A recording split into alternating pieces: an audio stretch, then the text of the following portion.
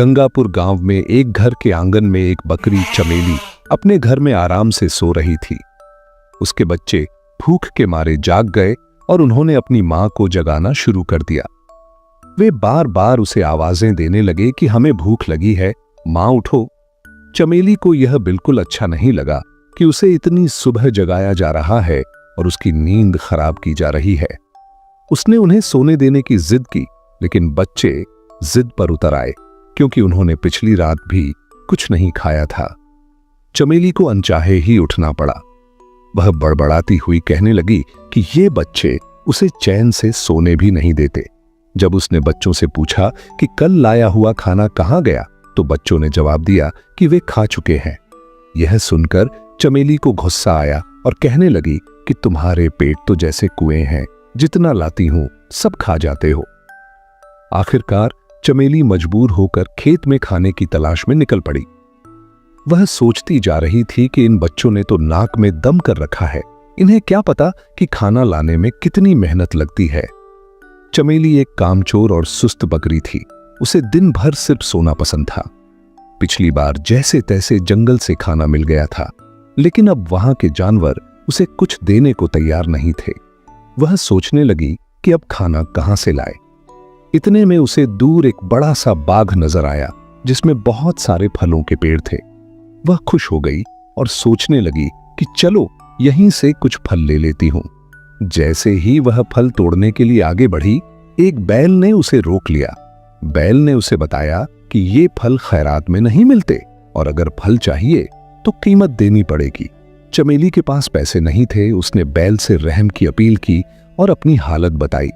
बैल को उस पर तरस आया और उसने शर्त रखी कि अगर चमेली रोज बाग में पानी दे और रखवाली करे तो वह उसे रोज खाना दे सकता है। मगर चमेली ने काम करने से इनकार कर दिया और वहां से चली गई। आगे जाकर उसके पैर चलते चलते दुखने लगे। वह थक चुकी थी और कहने लगी कि थोड़े से खाने के लिए कितना चलना पड़ता है।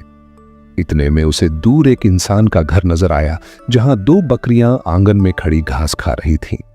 चमेली ने सोचा कि ये मेरी ही जात की बकरियां होंगी, ये जरूर कुछ खाने को देंगी। वह उनके पास पहुंची, मगर वहां भी उसे साफ जवाब मिला कि यहां मुफ्त में खाना नहीं मिलता।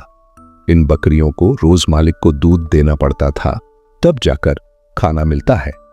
इतने में घर का मालिक आया जिसका नाम हरिया था। उसने चमेली से पूछा कि वह कहां से आई है। चमेली ने बताया कि उसके बच्चे भूखे हैं, उसे खाने की जरूरत है। हरिया ने भी शर्त रखी कि अगर वह दूध दे तो रोज अच्छा खाना देगा, मगर चमेली ने इनकार कर दिया और वहां से भी चलती बनी। थोड़ा आगे जाकर चमेली को एक खेत नजर आया जो खाली था और वहां बहुत सारी फसलें थीं। चमेली ने सोचा कि यहां से तो मुफ्त का खाना मिल जाएगा। उसने मौके का फायदा उठाया और खूब पेट भर के खाया और अपने बच्चों के लिए भी बहुत सारी फसल तोड़ ली। खाने के बाद वह एक पेड़ के नीचे सो गई। कुछ देर बाद खेत का मालिक चमन आया। उसने देखा कि उसकी फसल किसी ने तोड़ी है। वह गुस्से से चमेली को पेड़ से बांध देता है और इल्जाम लगाता है कि उसने चोरी की है। चमेली रहम की अपील करती है, मगर चमन का दिल नहीं पसीजता। वह घर के अंदर चला जाता है और चमेली 3 दिन तक भूखी प्यासी बंधी रहती है। उधर चमेली के बच्चे घर में बैठे अपनी मां का इंतजार कर रहे थे और सोचने लगे कि मां कहीं फिर सो तो नहीं गई। वे कहते हैं कि मां कितनी सुस्त और कामचोर है, शायद उसे हमारी परवाह नहीं, मगर हमें उसकी फिक्र है। चलो हम उसे ढूंढने निकलते हैं। उधर चमेली बहुत कमजोर हो चुकी थी। रात के वक्त एक चूहा उसके पास आता है जो उसे पहचान लेता है। चमेली उससे विनती करती है कि उसके बच्चों का हाल बुरा है, उसे आजाद कर दे। पहले चूहा इनकार करता है, लेकिन जब चमेली उसे गणपति बप्पा का वास्ता देती है तो वह रस्सी काटकर चमेली को आजाद कर देता है।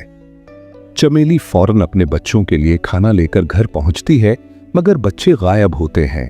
वह घबरा जाती है और उनकी तलाश में निकल पड़ती है। कई घंटों बाद वह दोबारा उस बैल के पास पहुंचती है जो बाग का मालिक था। वह बैल बताता है कि बच्चे 2 दिन पहले उसके पास आए थे और अपनी मां के बारे में पूछ रहे थे, मगर जब बैल ने उन्हें बताया कि उनकी मां एक कामचोर बकरी है तो बच्चे शर्मिंदा होकर वहां से चले गए। चमेली रोती हुई बच्चों की तलाश में हर तरफ भटकती है और चलते चलते हरिया के घर पहुंचती है। हरिया उसे पहचान लेता है और पूछता है कि वह फिर चोरी करने आई है। चमेली बताती है कि वह सिर्फ अपने बच्चों की तलाश में आई है। हरिया बताता है कि वे तीनों बच्चे उसके पास भूखे प्यासे आए थे और उसने उन्हें खाना खिलाकर रुखसत किया। वह बताता है कि खाने के बाद वे अपनी मां की तलाश में निकले, मगर एक शेर ने उन्हें पकड़ लिया। यह सुनकर चमेली के होश उड़ जाते हैं और वह फूट फूट कर रोने लगती है। उसे एहसास होता है कि बच्चों की मौत की जिम्मेदार वह खुद है, क्योंकि उसने काम न किया, सिर्फ आराम को तरजीह दी। अगर वह उस दिन बैल की बात मानकर काम कर लेती या हरिया की शर्त मान लेती तो उसके बच्चे आज जिंदा होते। वह गमगीन होकर चमन के खेत में वापस जाती है और उससे कहती है कि वह उसे दोबारा पेड़ से बांध दे, क्योंकि वह अब जीना नहीं चाहती। चमन यह सुनकर हैरान हो जाता है, मगर उसकी सच्चाई सुनकर उसे तरस आता है और कहता है कि वह सजा नहीं देना चाहता। चमेली कहती है कि अगर सजा नहीं दी जाएगी तो वह खुद ही कहीं जाकर मर जाएगी। इतने में पीछे से बच्चों की आवाज आती है। चमेली पीछे मुड़कर देखती है तो उसके तीनों बच्चे जिंदा खड़े होते हैं। वह खुशी से बेहाल हो जाती है और उन्हें गले लगा लेती है। बच्चों को बचाने वाला चूहा बताता है कि जब उसे पता चला कि बच्चों को शेर ने घेर लिया है तो वह फौरन पहुंचा और शेर को डराकर बच्चों को बचा लाया। चमेली हरिया से कहती है कि वह अब हमेशा उसके खेत में मेहनत करके अपने बच्चों के साथ रहना चाहती है। हरिया कहता है कि अब उसे यकीन हो गया है कि मेहनत करने वाला कभी भूखा नहीं मरता। चमेली के बच्चे भी खुश होते हैं कि उनकी मां को अब मेहनत की कीमत समझ आ गई है। उस दिन के बाद से चमेली और उसके बच्चे हरिया के खेत में मेहनत से काम करते हैं और खुशी खुशी अपनी जिंदगी गुजारने लगते हैं।